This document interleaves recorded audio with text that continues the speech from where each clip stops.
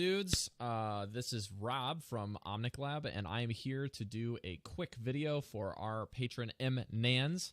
He requested a VOD review at the platinum level, and so we are going to get right into it and jump over to his VOD on Tracer. So we're actually going to go ahead and start the clip here a little sooner. I had to mute it because we've already gotten slapped with copyright on this one. So if you guys are uploading, please, please, please, please, please upload VODs without any music and upload VODs with in-game sound. Now, I have actually listened to and watched this VOD about 5 times now because of various issues. But let's just get into it. So he's playing with some people in our Discord, with Racker there on Ana, and we have someone else on Roadhog. The comp is not ideal, but you will see that this is also in quick play because right here, level 17, this is actually one of our awesome console players that has switched over to the ranked, or wanting to play ranked on PC, so more power to you, Mr. MNans. This is his tag here. If you guys want to find him on Twitch, there you go. Free plug. So we'll be talking only on Attack Gibraltar. So we have Sombra, McCree, Roadhog, Ana, Tracer.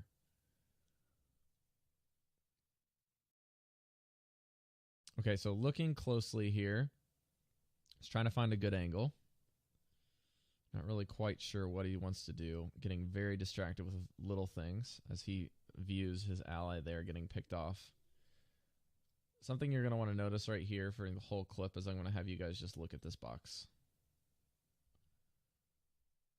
Now, I'm going to do what I can to only pause this video about 3 or 4 times max for the entirety of the VOD. But just to keep things moving, and I'm not going to do any editing. This is just all in box here. Okay, so we're going to pause there. No. Too many bad things. I can't figure out how to do. Okay. So as we go here, goes up the stairs. This is actually really good. You kind of lock on and get a bunch of headshots. He's purple. You finish him off with the on-up. Great. Now, something that you may not know is MNans actually wants to be a Genji main character DPS guy. So let's start with that. This is excellent positioning for Genji. Excellent positioning. And if you look here, he engages for whatever reason, eats a fire strike, has to recall back. Now, this part is the problem. Oops, let's go back again. The problem with this VOD specifically right here, no, it's actually before this. This position here is that, for starters, you are not a Genji, right? So let's start with that. So first and foremost, this is your crosshair. As Tracer, your crosshair should not represent this space, but rather your crosshair represents about like that. Probably closer to more of... Yeah, we'll just do that for sake. So that means that you have an RNG, random number generator, as to where your pellets are inside of this area, and they start here before they slowly... Basically, before your shots kind of slowly randomize and spiral outwards, okay? So let's just keep that in mind. Also, there is another thing you need to keep in mind. So not only do you have this spread where you cannot hit a target to save your life at this distance, so you want to be close, but rather, you have what's called the min and the max range, because you have a minimum max damage range. And then obviously the min range is there's some point between Tracer and the minimum range for this range is basically your effective highest DPS range. This is where you would like to sit if at all possible, but you can kind of extend your damage out to here and be favored, okay? Maybe a little bit past this.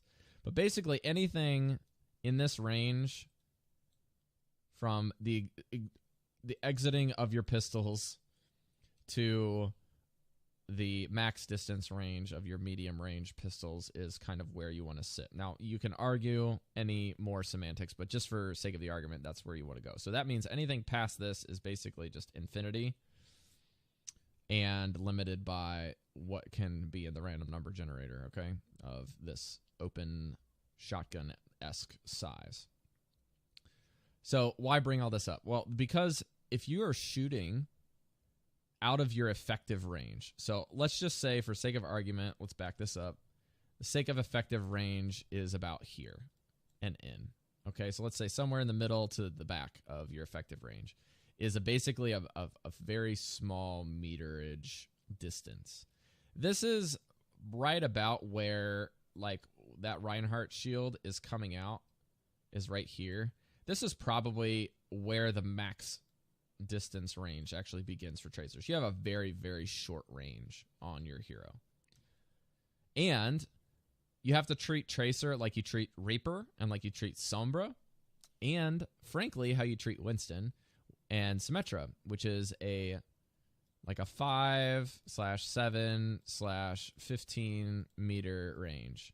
I would say, like, outside of this 15 meters, you're in big trouble. And you're going to see what happens is you're going to engage here, and you're not doing anything. Even at that range, it's still not doing a whole lot of damage. Okay? So that's the main point there that I wanted to say is, like, you're going to see this throughout the whole rest of the VOD, but you are maximizing your damage when you can be in a range where this circle area of your crosshairs is able to hit, like, this whole circle should be able to cover the majority of a player's head. So that's kind of the best way to see what your effective range is you want this whole crosshair to be relatively, like, an entire player model's head should be able to fit inside of there, or at least half of this should be a player mod's head, with the half of it being, like, relatively near the center of the Pokeball that we just drew here. Okay. The second thing is you want to make sure that, like, that will basically cover two bases and two birds with one stone. So one, it deals with the spread, and two, it deals with range, right? So that's why the standard crosshairs are the way they are, just as a general rule of thumb. Now, the next thing, I know I said I wasn't going to pause a lot, but the next thing is dueling.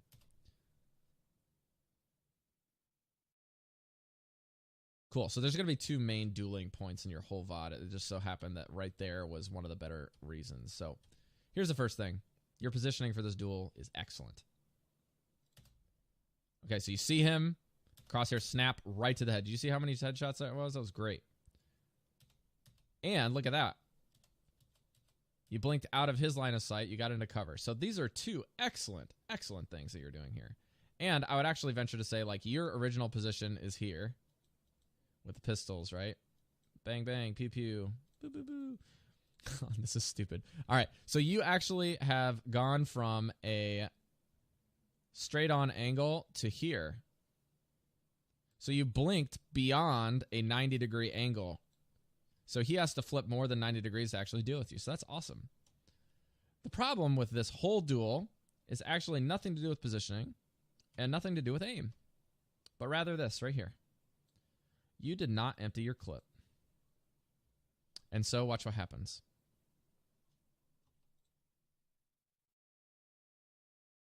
Did you see that? You had to reload before you killed him. Now, granted, if your aim had been a little better, right? You could have landed maybe one more shot at the head, he would have been dead. Okay, so that's a valid point. The second valid point is that at this level, or where you're at currently with switching from console to PC, we have to understand that your aim may not be there yet. So we can't fix aim until you just practice, practice, practice. But what you can fix is utilizing the blinks properly. So as you utilize this blink, I'm just basically going to keep talking and replaying this footage so you can just see what I'm talking about in illustrated form. But once you get here, you should empty the whole clip before blinking. So maybe strafe a little to the right, a little to the left. So strafe here, and then maybe back the other side. Right, so the only reason I'm saying you should strafe back and forth or even maybe weave in a crouch before you empty your clip is that what a lot of tracers don't know is at this level is that while you're blinking, you see that reload animation? You're reloading here. Once you empty the clip to 0 and then hit left shift or right click on the mouse, right? I would actually say you should be right clicking. So if you're on PC, right click, fam, right click. Don't use shift. This prompt doesn't exist. Just use right click. Okay? Anyways, if that's true, he has probably close to like maybe 3 HP left. So again, 1 headshot, whatever. But either way, this tipped us off to the issue of having 22 ammo left in our clip. Forgot where I was going with this, sorry. Okay, so what you do is this animation will actually continue after you blink. So if you empty your clip and blink as the animation begins, or even in the middle of the animation will finish and continue through the blink. The only time the animation will not continue is when you blink backwards, so when you use your rewind. Your rewind will take you back exactly 3 seconds in the past. So if you can go, 1 Mississippi, 2 Mississippi, 3 Mississippi, and by the time you had finished those 3 seconds, you have emptied a clip and used a blink, you will go back in time, have all of the health you lost over the last 3 seconds, and reload your weapons. So you don't have to worry about the reload animation unless you're blinking, okay? So that is the other thing that I think that you are going to see massive improvements on if you can utilize blinking and continue that dual angle. The rest of this clip, I'm just going to let it play as much as possible and talk about little things. So the first thing is this right here is exactly what you should be doing the whole game. Target priority. You start shooting McCree. Took you a little bit too long, in my opinion, to realize, okay, McCree's getting healed by Mercy, so I'm going to focus on Mercy. Blink ahead, make sure she's dead. Blink out. I'm good. She's dead. They're out of support, and the cart's moving. Perfect. This is the point where I kind of disagree with the play, because that was an excellent play. But now you're kind of staying in a death ball on Tracer. We had a whole episode talking with Mr. Faulty League Gaming where you actually want to use more of a pincer technique, or a flanking route where you are kind of flanking on the sides or rear flanking the enemy team with Tracer. And here, Soldier is at the top and you are going in right next to the Mercy. You should have died there. And the Soldier actually ults and you don't do anything. And I remember this very vividly in the audio cues that sadly we can't say because of the copyright infringement that already got taken down. But you have to remember, like, if you can hear Soldier ulting, there is no reason for you to use that moment to move and try to escape unless you have that in your ability. Like, it's probably better to hide 9 times out of 10. The other thing that you can really focus on a lot while you're playing is this whole area. I like this flank, but I feel like this flank is taking quite a bit of time, and the only reason I'm okay with it is because you just, like, you lost 2, gained 2, lost 2, like, in here. And you're kind of just waiting around for your team. So this is a safe route to start with. All right, so almost get the Torb. Good, you blink out. This is excellent. So now what we're doing is we're not utilizing the effective range again, I think, here. And then we go 1v1 against Mei to try to get our pulse bomb, right? Well, we're playing Mei's game by waiting a lot longer than we wanted to make sure we focused on the stick. And we traded 1-for-1 with Mei. And now we're 5v5. So then we go 4v4, 3v3, 3v2, and you should be able to push the cart here. Oh, now it's 2v2. And this Soldier is ridiculous. So you should be able to use this kill feed as like an indicator of how well certain players are doing. Now you go here and double blink in on the Zen. Stand in front of the cart, and Soldier's ulting. So you know at this point, guys, the Soldier is ulting. So 76 is ulting, and you're diving at the same time. That is not synonymous terms. Like, if anything, you should try to maybe get a little bit of chip damage, and then as soon as you hear the audio cue, just split the heck out. That is not your spot to be. So you got to pay attention to those audio cues. Maybe work on some audio settings, set it up so you can hear those sounds. Turn your music off. I know that sounds really, really counterintuitive to a lot of players, but I always turn my music off. The audio cues are super valuable. This is really good. The problem is you're not utilizing the effective range, so you couldn't necessarily kill them there. And then you're doing fancy footwork against something that has auto aim on you. So personally, I think you could have killed 3 people there had you just emptied the clip into the turret, maybe waited for a heal, switched targets, and then boom, boom, boom, killed a bunch of people. Now, your team pushes the cart. Dragon Blade, Farah kills 2. You're on the cart again. Should be able to push. You get the cap point, and now they're trying to fight you relatively nearby. Okay, now this is... You're going to see some really good plays here. I've been kind of negative with just improvements, but look at this, guys. Look at this. So you come in here for the flank. Oh, there's a Mei. Look, being extra safe, even double blinking down the stairs, which is a little aggressive, but it's okay.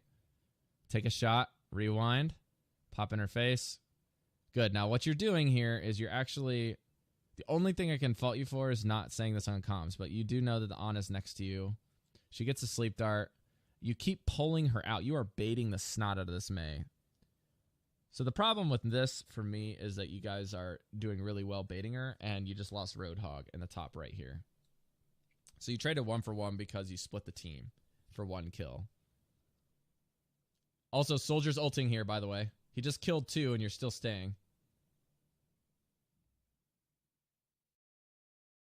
And pulse bomb there. I know that you had mentioned you wanted to work on your pulse bombs. That pulse bomb, the previous pulse bomb, basically have done effectively nothing for the team as a whole.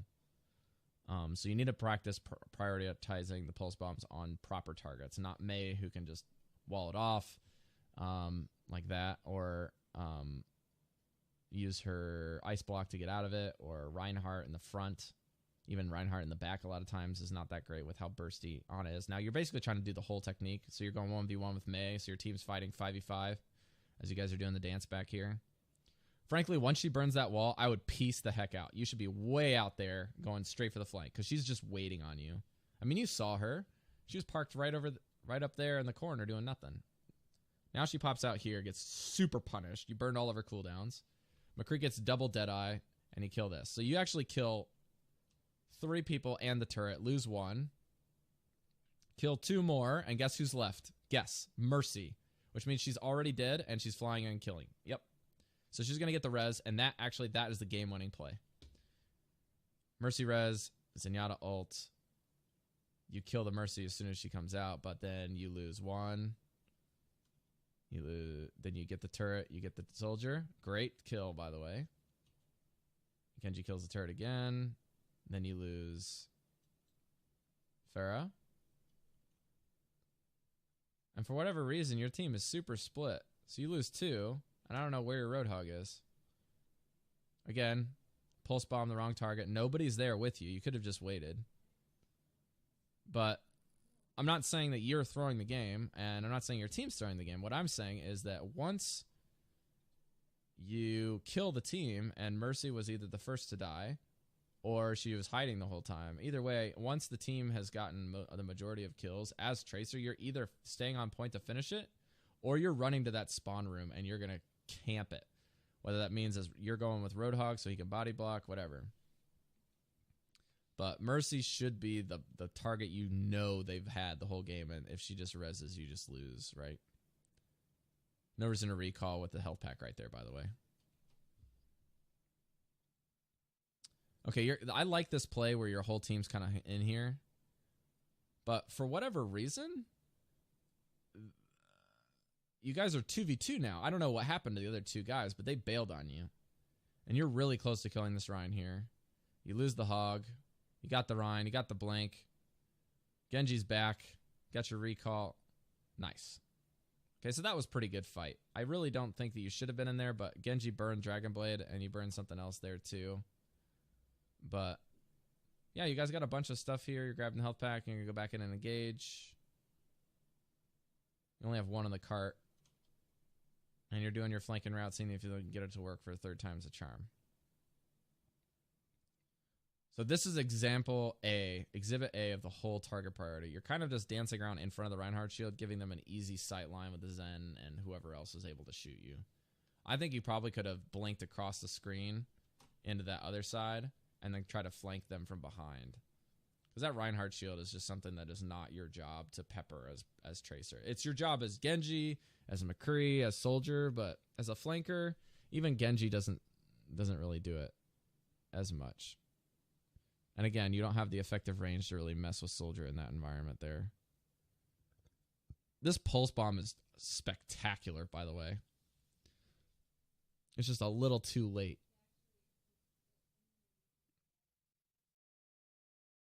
You know what I mean?